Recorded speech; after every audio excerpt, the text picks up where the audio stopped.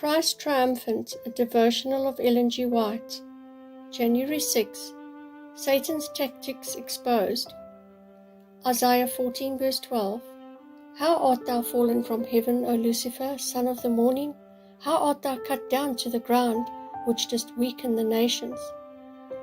Rejecting with disdain the arguments and entreaties of the loyal agencies, he, Satan, denounced them as deluded slaves. He would never again acknowledge the supremacy of Christ. He had determined to claim the honor that should have been given him, and take command of all who would become his followers. And he promised those who would enter his ranks a new and better government, under which all would enjoy freedom. Great numbers of the angels signified their purpose to accept him as their leader. Still, the loyal angels urged him and his sympathizers to submit to God, and they set before them the inevitable result should they refuse.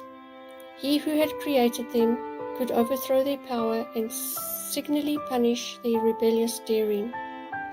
Many were disposed to heed this counsel, to repent of their disaffection, and to seek again to be received into favor with the Father and his Son. But Lucifer had another deception ready.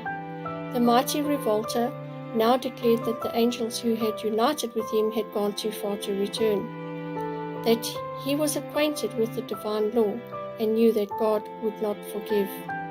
The only course remaining for him and his followers, he said, was to assert their liberty and gain by force the rights that had not been willingly accorded to them.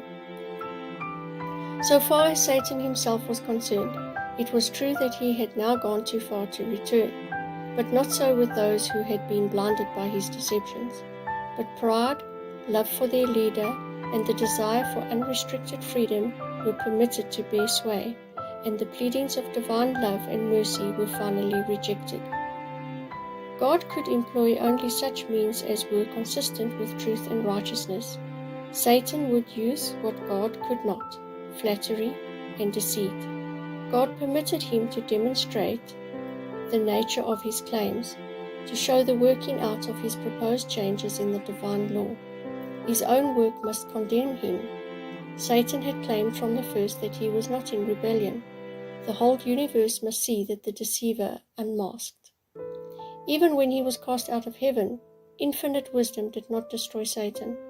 Since only the service of love can be acceptable to God, the allegiance of his creatures must rest upon a conviction of his justice and benevolence. Patriarchs and Prophets, pages 40 to 42.